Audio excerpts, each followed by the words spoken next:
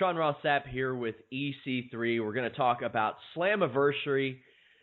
EC3, how you doing? You just got back from Mexico. Senor Sean. I just got back from Mexico, and I'm currently driving. I mean, I have a very busy couple of weeks coming up, so I land in Mexico, and then, I'm just running around. So if I sound distracted or I start cursing at drivers, I apologize in advance, because that probably will happen, especially on the roads of Florida down here. You got out of Ohio. That notorious for some of the worst drivers in the history of the world. Ohio is? No way. Yeah. Not even close. close. Yeah.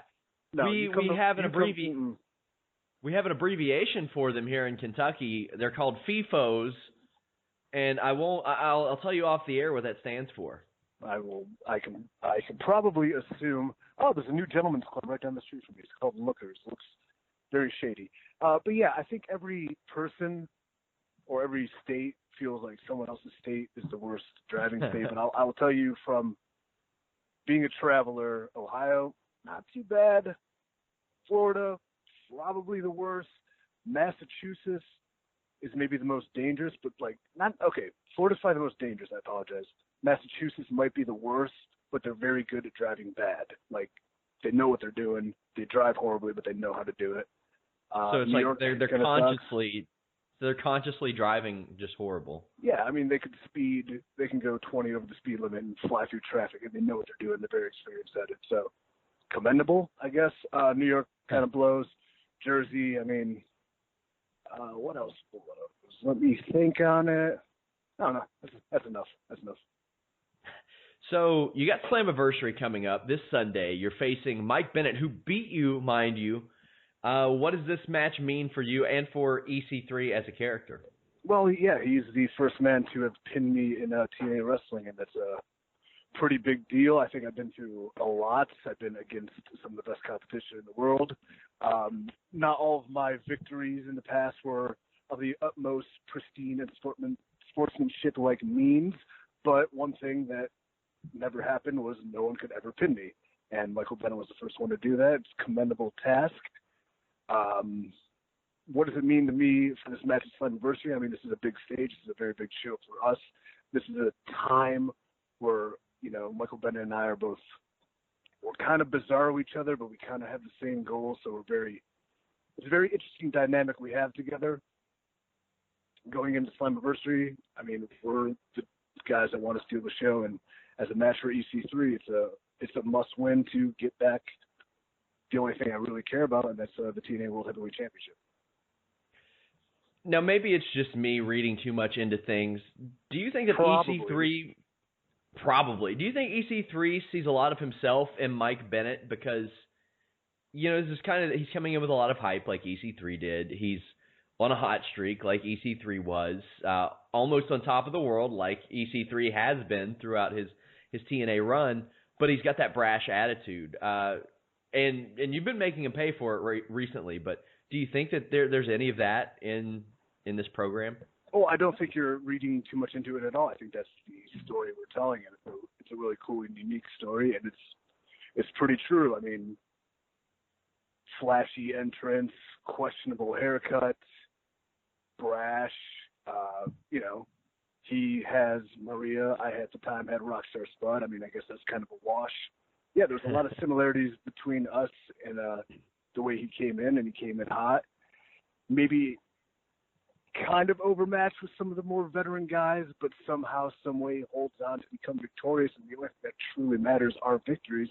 And he's a man who hasn't lost, so there's a lot of similarities. Like I said, it's kind of the bizarro world. I hang out with Kramer, he hangs out with Feldman, but very similar, yet vast differences between us. Now, you were a part of a really hot angle with Evolve. You came out there, you spoke from your heart, it seemed. Obviously, you turned the volume up on that one. How did that come about, and how did you feel delivering that promo? It came about because I think I'm a wrestling genius, and I had a great idea, and I was allowed to run with it. I thought with a little innuendo and a couple buzzwords, I can get the whole industry talking, and that's exactly what I did.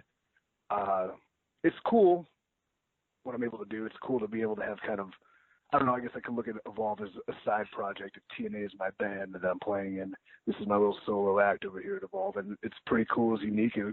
I wanted to do something that was buzzworthy, and I think in 2016 with the landscape of wrestling, with their affiliations and what was going on in this show with the Cruiserweight Series, I mean, in my ability to be an independent contractor, truly, it was all like a perfect storm to just take a risk, take a chance, throw it out there, take a swing, hit a home run, and we're doing Evolve 62 and 63 this weekend, and I'm really looking forward to this weekend, like for the past 5 to 6 weeks, because not only do I have Slammiversary, but I have these 2 Evolve gigs where I'm going to probably toss the SHIT out of little dudes all around the ring. It's going to be great. I'm going to clothesline and lariat their faces off. It's going to be super sweet. Very excited. Yeah, this has been a big couple of weeks for you. We also heard rumors that TNA might be hosting the 2017 World Cup, that the version that you just participated in. Have you heard anything about that? I have not. I have no idea about that. Is that true? You've heard a rumor of that? I don't know. It was just a rumor that I read yesterday. I didn't report it, so take it for what you will. If it's a rumor on the internet, then it's skeptical at best. I know every year we do our World Cup one night only series, which is not the same. That'd be great though, because what was cool about the Lucha World Cup was just the unique amount of talent that all congregated in Mexico City for those 2 shows. It was fun, and I was in a match and I was looking around the ring. I'm like, oh, there's La Parka, there's Aki Bono, there's Masato Tanaka, there's Rockstar Spud. It was weird and surreal all at the same time. Oh, there's Blue Demon. But very cool at the same time. So if we had the opportunity to host that, I'm down. That's cool. And that's not what I'm leaving the fans with. That's not what I'm leaving the fans with. I'll leave them with this. Wrestling's cool. I'm awesome. Oh, we didn't talk about Matt Hardy parody video. Do you want to? Oh, yeah, let's talk about Matt Hardy. Right. Has he lost his damn mind? Oh, yeah. I don't know if you've seen the Hardy contract signing guys out of his skull. It's insane.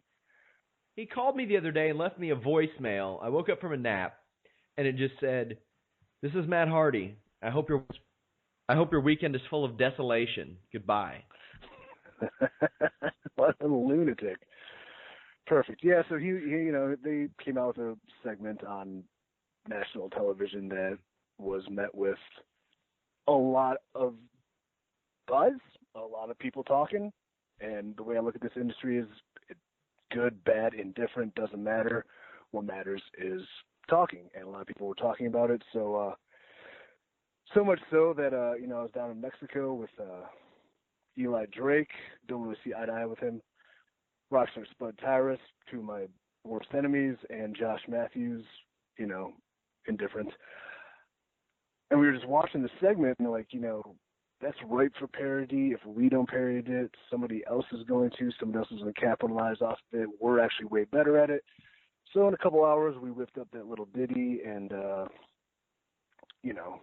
got it. Actually just kind of secretly put it on the Impact YouTube account, and then that's that. So I want to make some misconceptions clear about it. The original finish had to be taken out due to me being profane. That's okay. It worked. And the second one was, I'm getting a lot of credit for masterminding this, and rightfully so, but everyone contributed equally, and Eli Drake was actually the editor of the video. So, wow. Yeah. Multi-talented, that Eli Drake. Yeah, I give credit where it's due, Got it. Pay it forward. So what were your feelings on the Jeff Hardy contract signing? I mean, just like I said, good, bad, indifferent, doesn't matter to me. People are talking about it. Mission accomplished. So, I mean, well, Lord knows I would have done it way better. But, bad, indifferent, people are talking about it. I mean, we'll see. They try, at the end of the day, in this industry, you try something different, it's going to be met with different responses. I can't ever fault anyone for trying something. You try, success or failure, you don't know unless you try. I had a lot of people saying, well, that doesn't make sense because why would they film that? Why would Matt Hardy not film that? That was the whole thing. He said this must be documented because he's a crazy man. Yeah. That is true. I didn't even think of it like that. You see, you read into some things, and like, you know, I try to put Easter eggs. I'm an analyst. Yeah, I take like real like pride in putting in things like you mentioned, the similarities between Michael Bennett and I into my work. Like I try to incorporate that into promos and stuff of that nature. And you saw that, but I didn't even see that it must be documented. I could put that 2 and 2 together. So well done. Yeah, it's like, and somebody brought up a good point that Matt and Jeff grew up wrestling on their trampolines in their backyard, and you know, when you do that as a kid, you're like, we got to film all this. Yeah. So Matt Hardy's still in that childlike mind state, like, I have to film everything that happens so people can see it. Well, he is a giant child, so that is true. He is. But I think his piano skills suck. Yeah, but my a cappella piano skills are equally as bad. So. EC3, thank you so much for joining us. We, of course, encourage everybody to check out TNA Slammiversary. This Sunday, you're taking on Mike Bennett. Yeah, it's going to be big. It's going to be a good one. I'm going to powerbomb him. It's going to be a good one. What was that? You're going to do what? I'm probably going to powerbomb him like 8 times in different various forms. 8 times? I don't know. No, maybe 8 times. I'm gonna do if you don't, I'm going to be disappointed. Okay, well, we'll see. But yeah, I have to take these dress shoes back to Nordstrom now. They're a little too small, so you know. Priorities. I know that you just bought them and plan to return them. You just took them to Mexico. Touche. I know your game. Thank you so much, and good luck this Sunday. Yep, and I'll see you at your wedding maybe. Bye. Oh, wow.